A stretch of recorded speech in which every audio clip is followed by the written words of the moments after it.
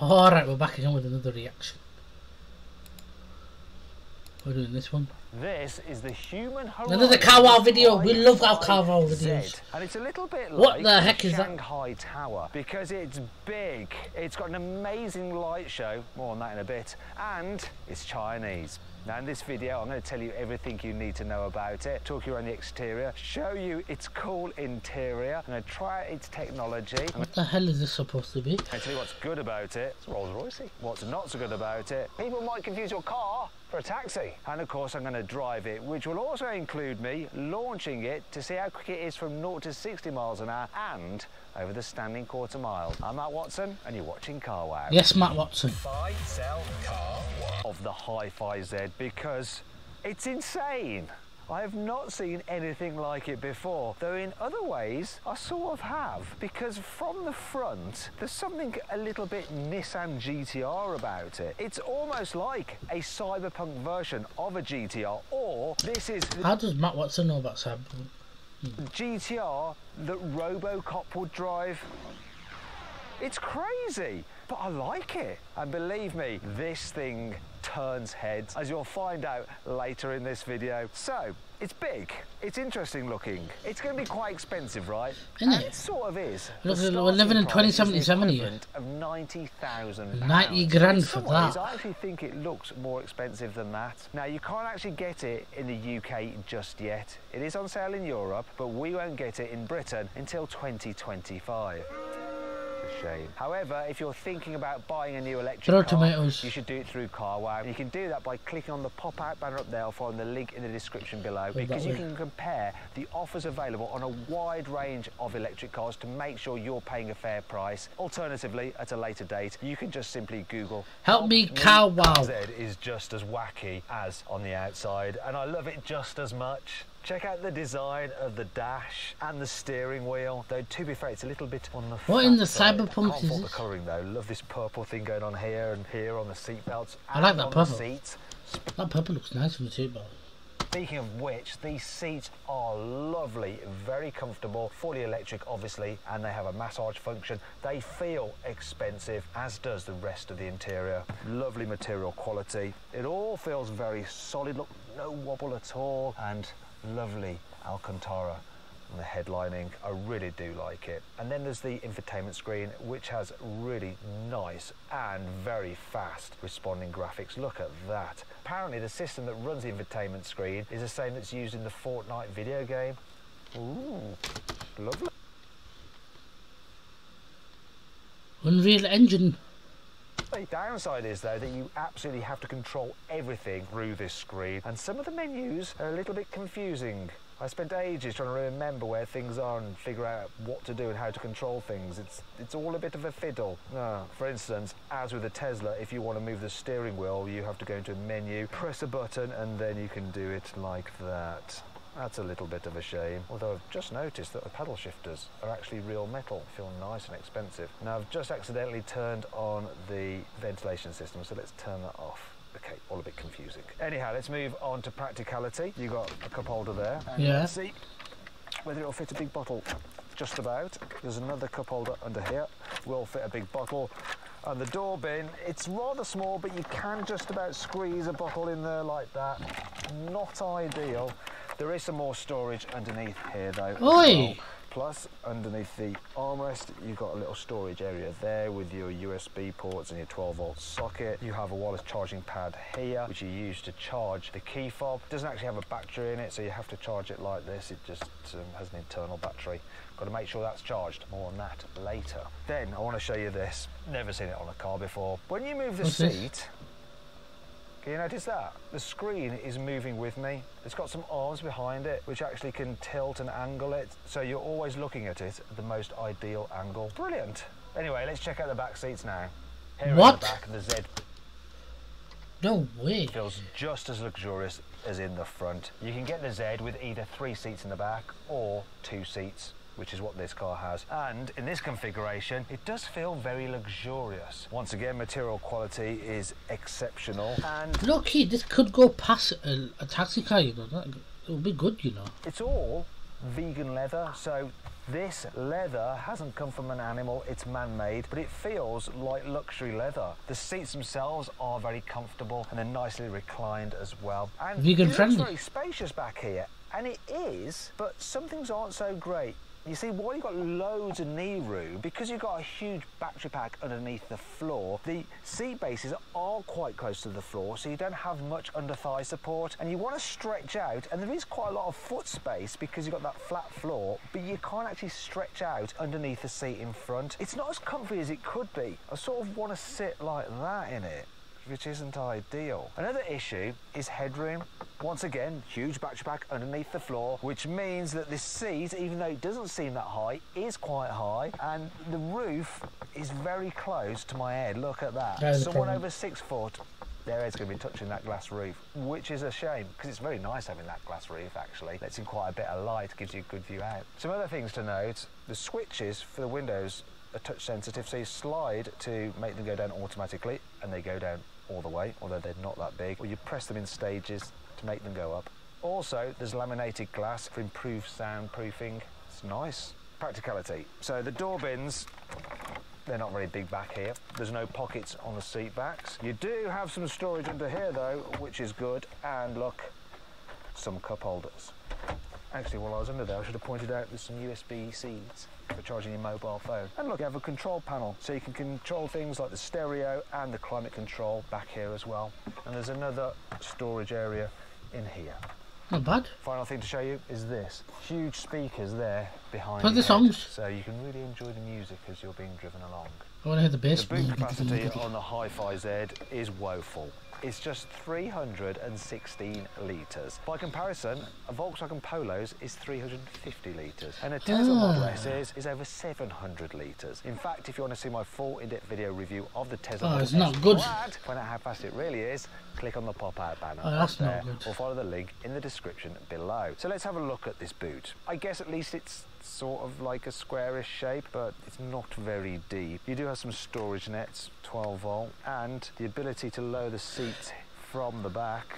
No, the problem with the 4-seater version, you can't lower the central part like you probably can on the 5-seater version. I'm assuming that. I haven't seen the 5-seater version. However, you do have a front boot, so surely there's lots of storage under there, right? Oh dear, it's actually rather small. Could you fit a laptop in there? Probably not quite deep enough to even hold a laptop. What a shame. Wow. Anyway, that brings on to 5 annoying things about the Hi-Fi Z. The Oh, remote it was up here.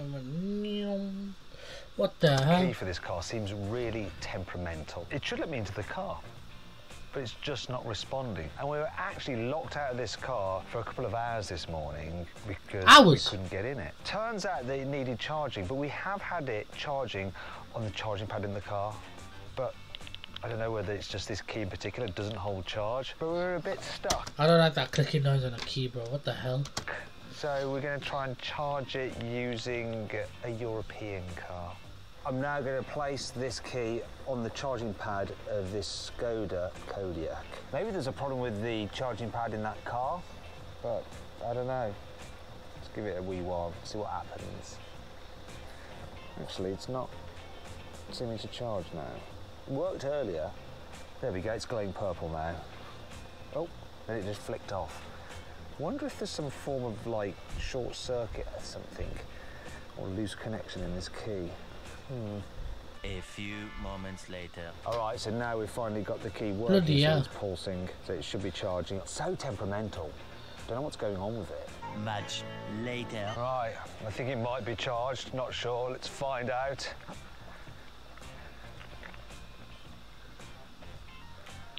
What the hell? Bollocks. Eventually. I've had another go at charging it. Hey, look. Oh, thank God for that. Oh, really annoying. That key fob's That could mashed. definitely catch you out. While the car's design is very What is futuristic, that? A camera? this pod looks a little bit plonked on. It actually contains the car's LiDAR system for the self-driving technology. However, it does sort of look a little bit like the light unit that you get on the top of a black cab, which has taxi on it. People might confuse your car for a taxi. The car doesn't have a rear window, which Oh, no. isn't ideal. And to be able to see behind you, you have to use the rear view mirror, which obviously doesn't have a mirror in it because there's no window for you to look through. Instead, you get a camera feed and it then displays on the screen, which is actually what this rear view mirror is. The only thing with that is that you don't get any depth perception through a camera feed like this. Look, it's just all 2D, so it's much harder to judge distances of cars behind you using that than if it was just a normal mirror. You can't actually direct the air vents at all manually. They are fixed. Sure, you can go into the menu and choose where the air is coming out of, like there down the side bits, look, or down into the footwells, but you can't actually direct the vent exactly where you want the airflow to go like you can in almost every single other car in the entire world. That's bad. Don't worry, there's still plenty to like about this car. Here's the CRAWOW 5 core features. All the doors open and close electrically, and you can operate them using buttons on the doors or buttons on the screen. So I'm going to go ahead and open all the doors from here. Oh, is it the Rolls Royce type doors? Yay! And of course, I'm saying, how long am I saying till taxis are all self-driven? So all taxi cars have to be electric by 2027, 26, I don't know. They have to be, or 2030.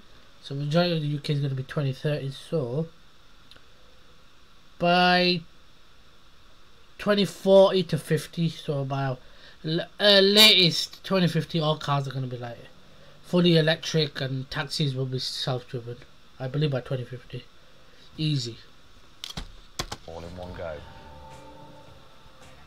But that's not all. If you want to be very precise with your door, 2050. you can do this. Select exactly how much the door you want to open opens. Very handy if you're having to open it in a tight space. That's Let's just shut that again, shall we? Slightly unnecessary, but also very pleasing. The Hi-Fi Z has over 4,000 separate LED lights on its exterior, and you can use them for various things, such as like displaying graphics. So there's a wide range you can choose from, and they'll display here, these panels at the front of the car. Oh, look, a heart. Oh, thank you very much. As well as displaying them here at the front, it'll also display them at the rear. Plus, you can even use the headlights to project images onto the ground in front of you or onto a wall at night. So you can type some text and it'll just display it there before your eyes. Unfortunately, you can't really see it in daylight. But there's something else I want to show you. There's a huge LED panel here running down the side of the car, and when you open the doors, flashes red to warn people. But that's not all you can use that for. You see, you can also display messages on it. So let's see what message the driver has for me. Hello, sexy face. Why, thank you. Imagine This trying to car pick comes up with people rear and wheel steering, and it will turn the rear wheels up to 6 degrees. But the interesting thing is that you're able to turn it off and on. I've never seen that before. It's also got air suspension, which you can raise up by using the chassis lift button like that. Also, I like this feature. So you've got paddle shifters here. Obviously there is no gearbox, but what you can do is choose what they do. So you can have them for energy recuperation, so you can increase or decrease the amount of regen, or you can switch it so that these control your driving modes, and then you can quickly just toggle between your different modes when you're driving along. That's a Bloody great hell. idea. Loving all of that. it needs to fix If you don't itself. like the cyberpunky look of the wheel trims, you can remove them to go bareback alloy Them alloys look better than the actual thing. style. I actually prefer the alloys, I think, I know. rather than these. Though I do like the centre caps on this that like stay upright. Can you see that? Ooh, it's Rolls Royce-y. The car is fitted with a dash cam, so you can monitor and record what's happening in front of you. But you can also monitor and record what is happening here in the front seats. Look, there's me. Hello. And you can also monitor and record what is happening in the rear seats. Look, there's cameraman It's looking to Lewis. become a Hello, taxi cameraman car. Lewis. Does that hurt? Yeah. Oh, fun and games. Choosing which Hi-Fi Z to go for is pretty easy because there is just one battery and motor combination. So the car has 2 electric motors, 1 on each axle, and combined they put out 672 horsepower and 820 newton meters of torque. The car has a huge 120 kilowatt hour battery pack, and that's good for a range of almost 440 miles according Wow.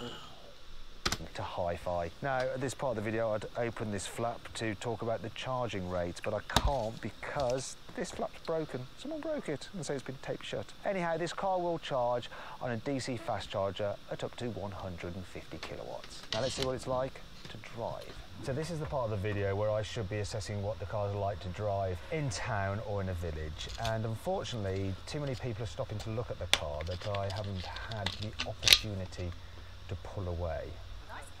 Yeah, it's got a message for you, look.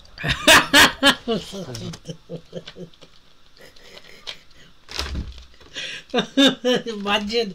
Oh my god. Lots of that going on. You're funny message. People taking photos of this. Yeah, got a message for you. Oh my god. Very beautiful car though. It's different, isn't it? Likes it. Right, now let's see what the Hi-Fi Z is like to drive in town. So, why is it beeping at me? Stop beeping at me. What's the matter? Right. No. What is it? What is it? Okay, we don't care about that. I don't know what that beep's about. It's annoying. I think it's warning you. It's a shame because what isn't annoying is the suspension. So the air suspension seems to do really well at dealing with bumps. It has a slight sporty edge to it, but it's not. What is that noise, man? What is that beeping? It's doing my head in. Try again. What is this noise all about? See, I just can't get on with this bloody review. Do you like it? Yeah. Would you rather have one of these, a Tesla Model S, or a Porsche Taycan? Just on looks and how it looks inside, and the fact that it can say, hello, sexy face. I'd probably go for this. Because you could, like, road rage is going to go to a whole new level with that, isn't it? well, the problem is, look, watch this now though. It's gone away, hasn't it? When you're in drive, it's not there. Ah, it's what you can only do in park. Yeah, it's such a shame, isn't it? Anyway, where was I? Oh, look, here we go, people at the pub. Yeah, look, he's getting his phone out. Do you like my car? Yeah, what is... Well, have a guess where it's from, what country? Japanese. Japanese, American? No, it's Chinese. How much do you think it costs?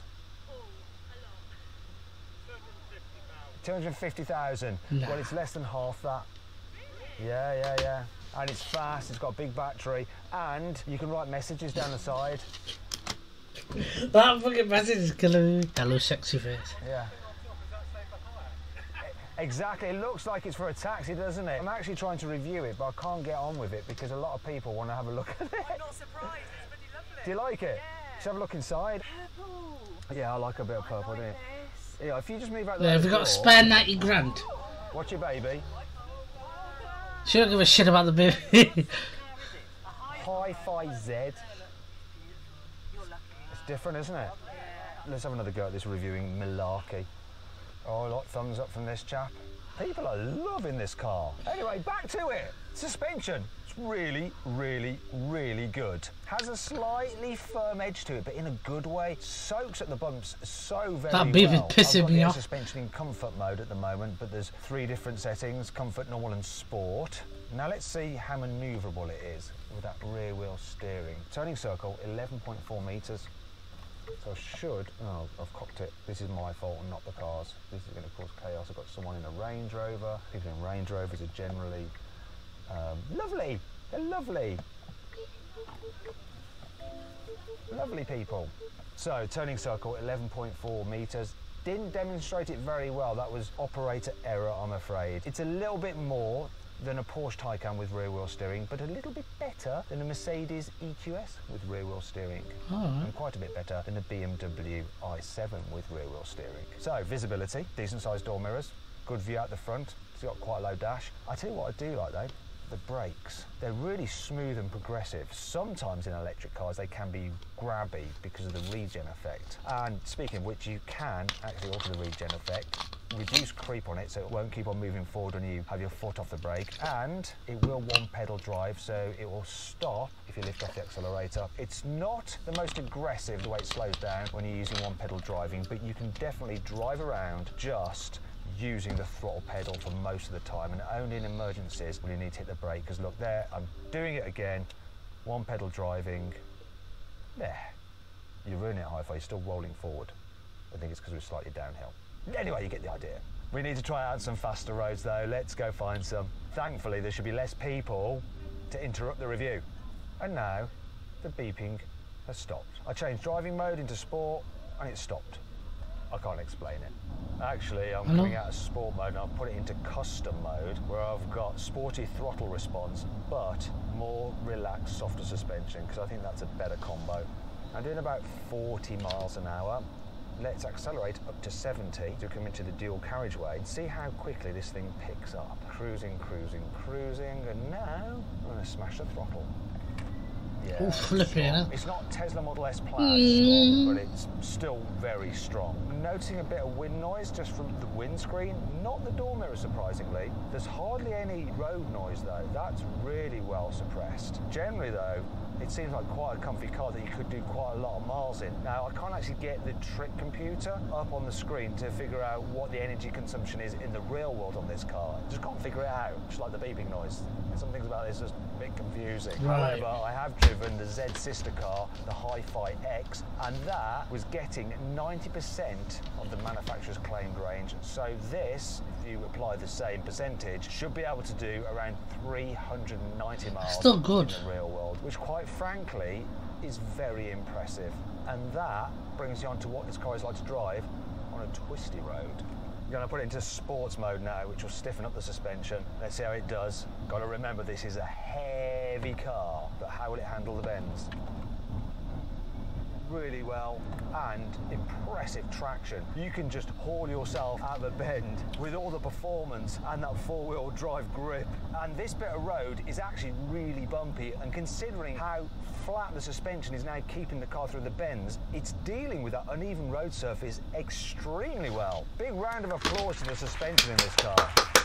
I tell you what, And it's in better sport than mode, the steering does feel a little bit better overly than heavy, and there is absolutely no feel through the wheel, so you've got no idea how much grip the front tyres actually have, which is a bit worrying because you can barrel into a corner really quickly and assume that it's going to go round, because it seems to. There might be a point when you lose grip on the front end and you're just going to wash wide, but I think for most people, this will go down a road as quick as they're ever going to want to. It really will cover ground extremely quickly. Not and bad. it seems to do it in a very calm, relaxed, unflappable way.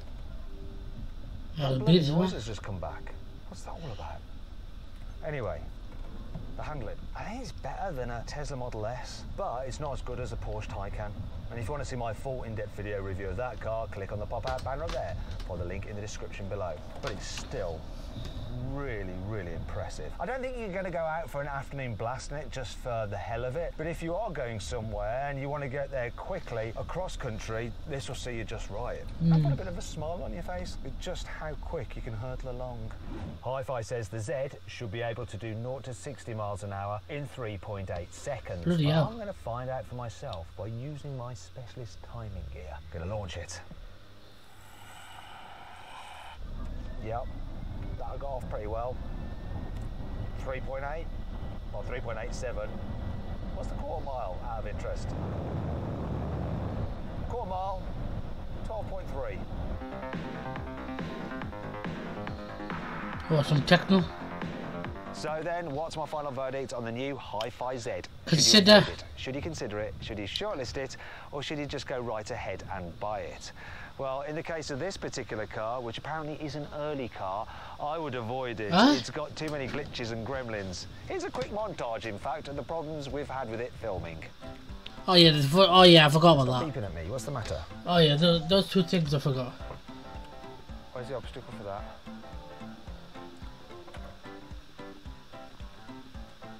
Just shut up. However, if all Yeah. those issues are just a one-off case Is what? isolated to this particular car, I would say go right ahead and buy a Hi-Fi Z. It looks cool, it's lovely to drive, and it feels super luxurious. Plus, it turns heads like no other car I've driven. Anyway, I hope you enjoyed the video. If you did, give it a like. Let me know if you agree with my verdict in the comments below. Click on those windows there for some more videos. Thank you, Matt Watson. Appreciate that. That car is something interesting. It would be great for taxis. But they need to fix them annoying stuff though. I hope they take that information. But thank you everyone.